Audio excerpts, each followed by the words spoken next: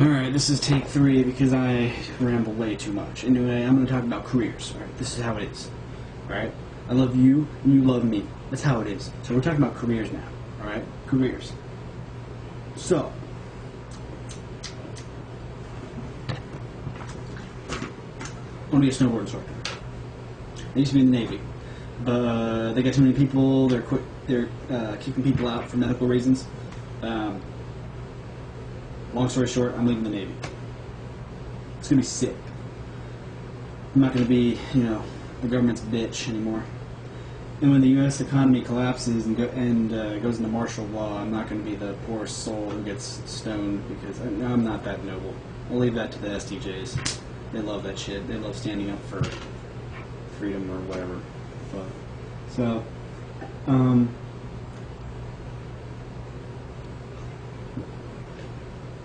yeah. While the U.S. is in martial law, I'm going to be living in Colorado in a little mountain house by myself in seclusion. I'll be growing my own food. I don't need electricity. I don't. I can get a solar panel. A few solar panels. Why not? Steal them. Who gives a fuck? You give a fuck. No, you don't give a fuck. You don't give a fuck if I give a fuck. So nobody gives a fuck. Everybody wins. So,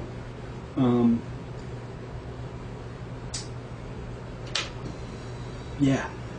But if the U.S. does not go into martial law, if the U.S. does not become a shitstorm, I'm going to be a snowboard instructor, and I'm going to escape the rat race. I know how to do that.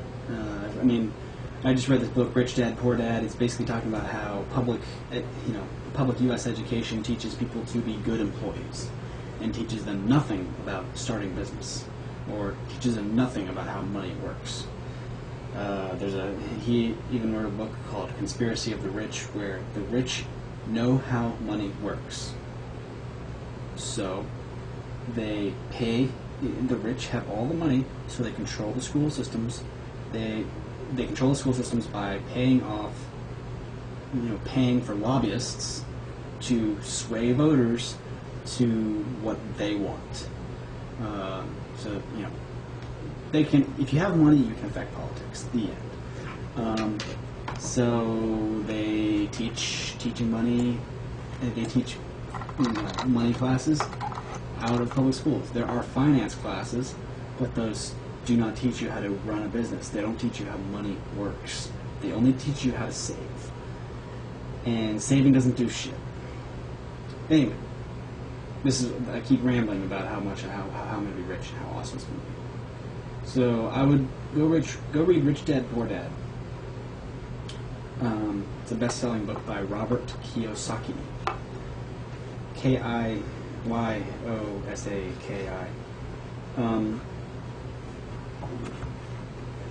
Otherwise, careers. ISTPs like the path of least resistance. If it were up to ISTPs, they would be getting paid by doing nothing. So, owning businesses and being a day trader is actually and learning about money and investing it's a good use of our time. We are good at it. We know what we're doing. My dad's an ESTJ, my mom's an INTJ. They know. They're in their 50s, and they know what they've been told about investing. My dad made $300,000 off of real estate, just on pure happenstance. My mom knows a little bit, but my mom probably knows more than my dad. But they're all into long term and shit like that. Now, if the opportunity to make money is right in front of you, you take it. You don't just put money in and then just let it sit there for ages and see what happens. If you can't adapt to the moment, if you're an INTJ and you can't adapt to the very moment and don't like the fear, can't take the heat, step out of the kitchen. I'm not saying all INTJs are that way. I'm just saying that the two that I've talked to about finance, they both think the same way. They don't like selling. They think you should stay long term. They don't like the sort of short selling. I don't know why. I think it just makes them uncomfortable. That's my theory. They got that low of SE, so I guess maybe that's it. But short selling. Okay, I'm going back to the money again. Moving on. I want to become a snowboard instructor. I talked to my brother, another INTJ. He said, the second INTJ that I was referring to,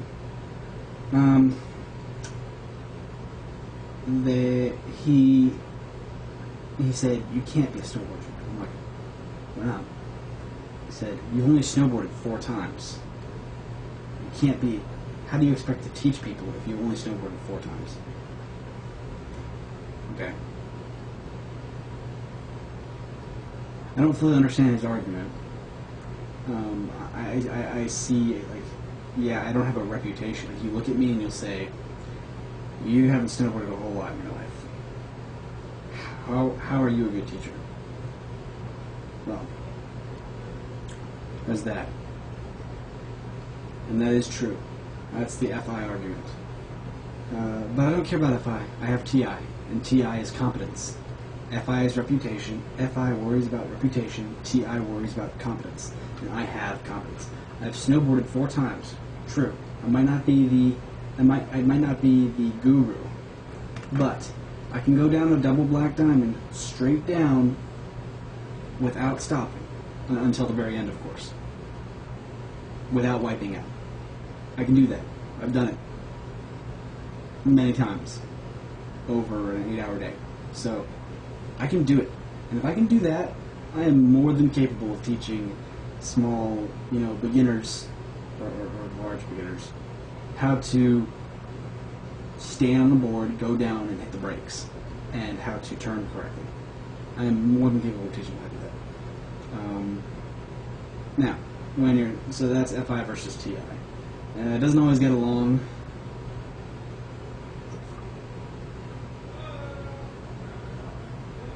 I think inferior TI, or I think inferior FI thinks that way. Where, like, reputation is super important. While FI DOMs, reputation is important, but it's different. They're more willing to show their mistakes, I think.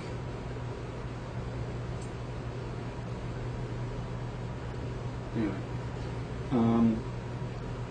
I don't really understand FI. Fuck FI. Fuck it.